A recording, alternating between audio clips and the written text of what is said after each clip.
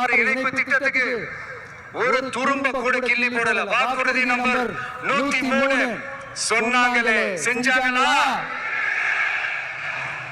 சரி, ஏதாவது ஒரு பெரிய ப்ராஜெக்ட் வைங்க. ஆறுகளை சுத்தப்படுத்த பல்லாயிரம் கோடி நிதி ஒதுக்குவோம், தமிழ்நாட்டில் உள்ள ஆறுகளை சுத்தப்படுத்துவோம் சொன்னாங்களே, செஞ்சாங்களா? ஆனா ஆத்து மணல கொள்ளையடிக்கிறதுல மட்டும் நீங்க தினமும் கூகுள் பே பயன்படுத்துறீங்க. ஆனா ஏன் தினமும் கொஞ்சம் வசந்தா மத்த மாவட்டங்கள்ல மணல் காணாம போன மாதிரி, மலைகள் காணாம போன மாதிரி, நம்ம மாவட்டத்துல தனி வளத்தை கொடுத்த செம்மண் காணாம போறதுக்கு வாய்ப்பு இருக்கு மக்களே. நம்ம மண்ணுக்கும் நம்ம ஆத்துக்கும் நம்ம விவசாயிக்கும் தான் இந்த மோசமான நிலைமை. அதனால ஏதாவது தொழில் செஞ்சு பிழைக்கலாம்னு பார்த்தா அதுக்கும் எங்க விடுறாங்க. தொழில் பார்த்தா 30% நெசவாளர்களுக்கு கூலி பாக்கி. அரசாங்கம் நம்ம நெசவாளர்கள் கிட்ட இருந்து கொள்முதல் செய்த வேட்டி சேலைக்கான கூலியை கூட போராடித்தான் வாங்க வேண்டியதா இருக்குது.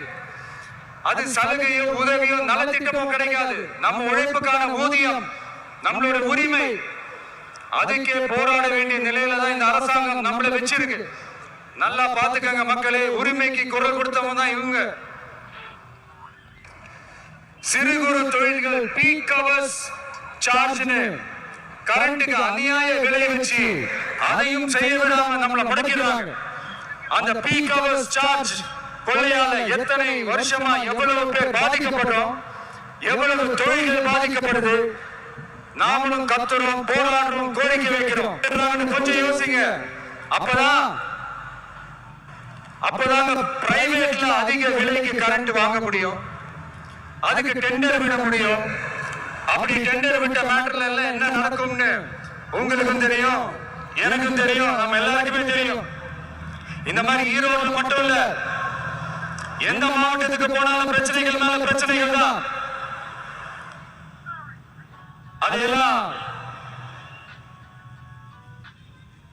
அதெல்லாம் தீர்க்கிறதுக்கு ஒரு சொல்யூஷன் கூட சொல்லாம இதுல வேற பெருமையா மாடல் அரசுங்கிறது. நான் கேட்கிறேன், கூச்சமா இல்ல?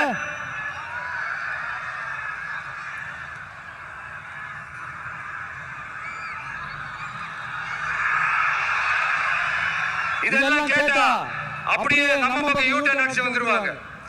விஜய் என்ன அரசியல பேச மாட்டேன்றாரு, விஜய் என்ன சினிமா டயலாக் மாதிரி பேசுறாரு, விஜய் என்ன பஞ்ச் டயலாக் பேசுறாரு, விஜய் என்ன 10 நிமிஷம் தான் பேசுறாரு, 9 நிமிஷம் தான் பேசுறாரு. நான் எத்தனை நிமிஷம் பேசுறேன் உங்களுக்கு என்ன சார்? நான் எப்படி பேசுறேன் உங்களுக்கு என்ன சார்? உள்ள விஷயம் என்னன்னு பாருங்க சார். ஒவ்வொரு மாவட்டத்துக்கும் போய் மக்கள் ஃபேஸ் பண்ற பிரச்சனைகளை எடுத்து பேசிட்டு இருக்கிறேன். பின்ன அது அரசியல் இல்லாம வேற எதுதான் அரசியல்? உங்க மாதிரி தனிப்பட்ட முறையில தரக்குறைவா அசிங்கமா பேசுறது அரசியல்னா அந்த அரசியல் நமக்கு வராதுன்னா நல்லாவே வரும். உங்களை விட எனக்கு அது நல்லாவே வரும். வேணான்னு விட்டு வச்சிருக்கிறோம். அப்புறம் உங்களுக்கு நமக்கு என்ன வித்தியாசம்? காஞ்சிபுரத்துல நாம பேசும்போது இந்த மாதிரி உங்களால் அமைக்கப்பட போற ஆட்சியில நம்ம ஆட்சிக்கு வந்த உடனே என்னெல்லாம் செய்ய போறோம்ன்றது சிலது சொன்னோம். அதையெல்லாம் தப்பா புரிஞ்சுக்கிட்டு இப்போ சொல்றேன், விளக்கமா சொல்றேன், நான் சலுகைகளுக்கு எதிரானவன் கிடையாது. மக்களுக்கான சலுகைகளை இலவசம் சொல்லி அசிங்கப்படுத்துறதுல எனக்கு உடன்பாடு கிடையாது. மக்கள் காசுல மக்களுக்கு செய்யறதை எப்படி இலவசம் சொல்லுங்க? அப்படியே செஞ்சுட்டாலும் ஓசில போற சொல்லி அசிங்கப்படுத்துறீங்க. என்ன கேட்கறதுக்கு ஆள் இல்ல நினைச்சீங்களா? மக்களுக்கு உடனே இந்த விஜய் வந்து நிப்பா, இந்த விஜய் வந்து கேள்வி கேட்பா. இந்த விஜய் எப்பவுமே மக்கள் பக்கம் தான், அதே மாதிரி மக்களும் என் பக்கம் தான். சர்க்குரு மக்கள் மானத்தோட மரியாதையோட கௌரவத்தோட வாழணும்.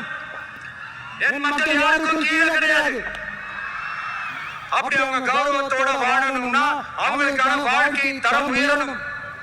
வாழ்க்கை தரம் உயரணும்னா அவங்களோட வாழ்வாதாரம் உயரணும். வாழ்வாதாரம் உயர்ந்தாதான் பொருளாதாரம் உயரும். பொருளாதாரம் உயர்ந்தாதான் வசதி வாய்ப்புகள் உயரும்.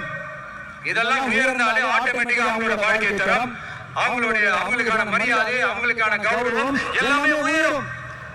இதுக்கான வழிகள், அந்த சூழல்களை அந்த கவர்மெண்ட் அமைச்சு கொடுக்கணும். இதுக்கான அந்த திட்டங்களை செயல்படுத்தணும். இதெல்லாம் செஞ்சாதான் அந்த அரசாங்கம் ஒரு நல்ல அரசாங்கம். இதைத்தான் சொல்றோம்.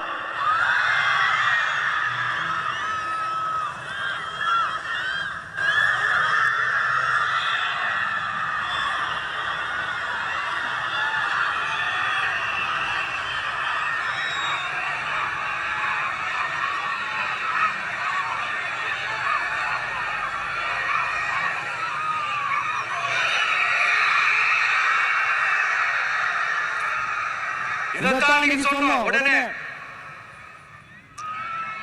சொன்னா மட்டும் போதுமா? எப்படி செயல்படுத்துவீங்க? நாங்க என்ன வாயிலேயே வடை சொல்றதுக்கு டிஎம்கேவா?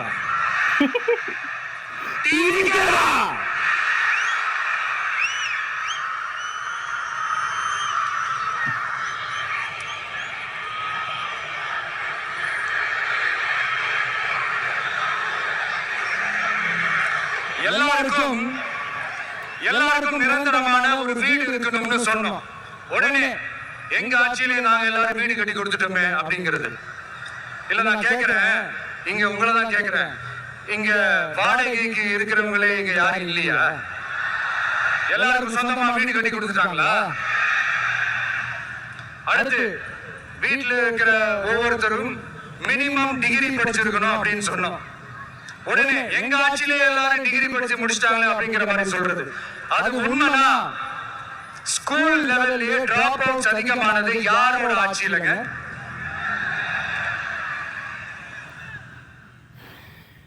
பசங்க பிள்ளைங்க யாரும் ஸ்கூல்ல சேரலன்னு சொல்லிட்டு எனக்கு தெரிஞ்சு 207 கவர்மெண்ட் ஸ்கூல்ஸ் மூடுனது யாரோட ஆட்சியிலங்க? இதுல கல்வியில் சிறந்த தமிழ்நாடுன்னு டிராமா. அடுத்து குடும்பத்துல ஒருத்தருக்கு நிரந்தரமான வருமானம் வரணும், வேலை வாய்ப்பு கிடைக்கணும் அப்படின்னா நாங்க கொடுக்காத வருமானமா, நாங்க கொடுக்காத வேலையா அப்படிங்கிறது. எத்தனையோ லட்சம் காலி பணியிடங்கள் நிரப்புவோம்னு வாக்குறுதி கொடுத்துட்டு ஆட்சிக்கு வந்தீங்களே, எத்தனை லட்சம் காலி பணியிடங்களை நிரப்புனீங்க? அட்லீஸ்ட் 1 லட்சம் காலி பணியிடங்களை நிரப்புனீங்களா? இதெல்லாம் சொல்லிட்டு மக்களை ஏமாத்துறது யாரோட ஆட்சியிலங்க? அடுத்து ரொம்ப முக்கியமா, பெண்களுக்கு பாதுகாப்பு இல்ல, சட்டம் ஒழுங்கு சரியா இல்லைன்னு சொன்னா தமிழ்நாட்டுல பெண்கள் பாதுகாப்பு அதிகமா இருக்குதான். நீங்க சொல்லுங்க மக்களே, பெண்கள் பாதுகாப்பு இருக்கு, சட்டம் ஒழுங்கு சரியா இருக்கு? அவங்க சொல்றது உண்மையா? அவங்க சொல்றது நீங்க ஏத்துக்கிறீங்களா? சட்டமா கேக்குதா சார்? இதுதான் ரியாலிட்டி, இதுதான் நிஜம். நம்மளுடைய ஆட்சியில சட்டம் ஒழுங்குல சமரசமே இருக்காது. அதனாலதான் இவ்வளவு ஸ்ட்ராங்கா சொல்றோம், தைரியமா இருக்க மக்களே. இந்த மாதிரி விஷயங்கள்லாம் நம்ம மக்கள் கிட்ட எடுத்து சொன்னா உடனே இந்த இது வந்துருவாங்க.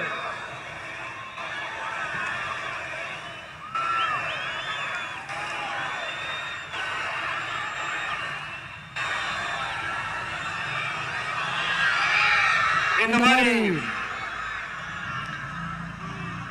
இதெல்லாம் என்னென்ன செய்ய போறோன்றது சிலதெல்லாம் காஞ்சிபுரத்துல சொன்ன மாதிரி சொன்னா எல்லாத்தையும் தப்பா திருச்சி பேசிக்கிட்டு அவதூறு பரப்பிக்கிட்டு. நான் கூட யோசிப்பேன், எம்ஜிஆர் அவர்களும் மேடம் ஜெயலலிதா மேடம் அவங்களும் ஒரே வார்த்தையில சொல்லி இந்த திமுகவை காலி பண்ணாங்கல்ல. நான் கூட யோசிப்பேன், ஏன் இவ்வளவு ஹார்ஷா பேசுறாங்க, ஏன் இவ்வளவு ஹார்ஷா அவங்களை திட்டுறாங்கன்னு யோசிச்சது உண்டு. இப்பதானே புரியுது. அவங்க 2 பேரும் சொன்னதை இப்ப நானும் ரிப்பீட் பண்றேன். திமுக ஒரு தீய சக்தி, திமுக ஒரு தீய சக்தி, திமுக ஒரு தீய சக்தி, திமுக ஒரு தீய சக்தி, தீய சக்தி, தீய சக்தி, தீய சக்தி. என் நெஞ்சில் குடியிருக்கும் ஈரோடு மக்களே,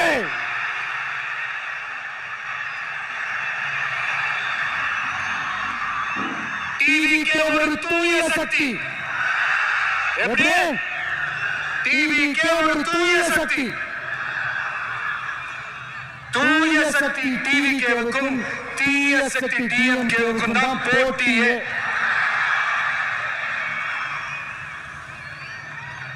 என்ன நடக்கலாம்னு நினைக்கிறீங்க, ஆனா இந்த சத்தத்தை ஒரு நாள் உங்களால முடக்க முடியாது. மக்கள் விரோத திமுக அரசை வீழ்த்த மக்கள் சக்தியான நம்மளால மட்டும்தான் முடியும். அண்ணன் செங்கோட்டையன் அண்ணன் அவர்கள் நம்ம கூட வந்து சேர்ந்தது நமக்கு ஒரு மிகப்பெரிய ஒரு பலம். அந்த மாதிரி செங்கோட்டையன் அண்ணன் அவர்கள் மாதிரி இன்னும் நிறைய பேர் வந்து சேர இருக்கிறாங்க. அவங்க எல்லாருக்குமே இந்த உரிய அங்கீகாரத்தை கொடுப்போம். அது மட்டும் இல்ல, அப்புறம் இன்னொரு விஷயம் சொல்ல மறந்துட்டேன். இப்ப ரீசெண்டா ஒரு இடத்துல நம்ம சிஎம் சார் அவர்கள் பேசும்போது சொன்னாங்க, என் கேரக்டரையே புரிஞ்சுக்க மாட்டேங்கிற. இது சினிமா டயலாக் இல்லையா? நான் ஏதாவது பேசினா சினிமா டயலாகா? சார் பேசினா அது சினிமா டயலாக் இல்லையா? சிலப்பதிகாரத்துல இருந்து எடுத்ததா அந்த லைன். என் கேரக்டரையே புரிஞ்சுக்க மாட்டேன்றது. உங்களை எப்படிதான் சார் புரிஞ்சுக்கிறது? எந்தெந்த விஷயத்துலாம் சார் உங்க கேரக்டர் நாங்க புரிஞ்சுக்கிறது? அதையும் நீங்களே சொல்லிட்டீங்கன்னா கொஞ்சம் நல்லா இருக்கும் சார். சட்டம் ஒழுங்குல நாடே சந்தி சிரிக்குது, அதுலயா? பெண்கள் பாதுகாப்புல நாடே சந்தி சிரிக்குது, அதுலயா? பொய் வாக்குறுதிகளா கொடுத்து ஏமாத்தி ஆட்சிக்கு வந்தீங்களே, அதுலயா? எதுலாம் சார் உங்க கேரக்டர் நாங்க புரிஞ்சுக்கிறது? ஆனா ஒண்ணு, தமிழ்நாட்டுல ஆட்சி செய்ய நீங்களும் சரி, ஒன்றியத்துல ஆட்சி செய்யறவங்களும் சரி, நீங்க ரெண்டு பேரும் முதல்ல என்னோட கேரக்டரை புரிஞ்சுக்கணும் சார். என்னோட கேரக்டர்னு சொன்னது நம்ம மக்களோட கேரக்டர். 2026 சட்டமன்ற தேர்தலோட அந்த கேரக்டரை கொஞ்சம் வேற மாதிரி சார். அத கொஞ்சம் தயவு செஞ்சு நீங்க புரிஞ்சுக்கணும் சார். புரிஞ்சுக்கலாம், மக்களே உங்களுக்கு புரிய வைப்பாங்க சார். கான்பிடென்டா இருங்க சார். நல்லதே நடக்கும் சார். வெற்றி நிச்சயம் சார். மீண்டும் சந்திக்கும் வரை நன்றி, வணக்கம் சார். நண்பா, நன்றிகள். தந்தையில் இங்க வந்து எல்லாம் வந்து பார்த்தோம், எல்லாம் நல்லபடியா நடந்தது. சேஃபா வந்துட்டு சேஃபா வீட்டுக்கு போயிடுங்க. எனக்கு எல்லாத்தையும் விட நீங்க தான் எனக்கு முக்கியம். தயவு செஞ்சு சேஃப்டியா போயிட்டு வாங்க. ஒரு ஈரோடு செல்ஃபி ஒன்று எடுப்போமா?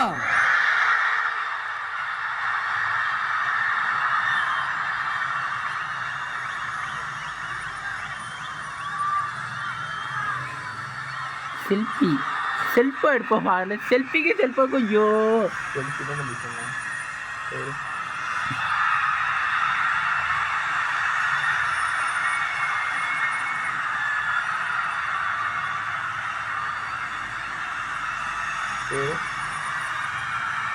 Instagram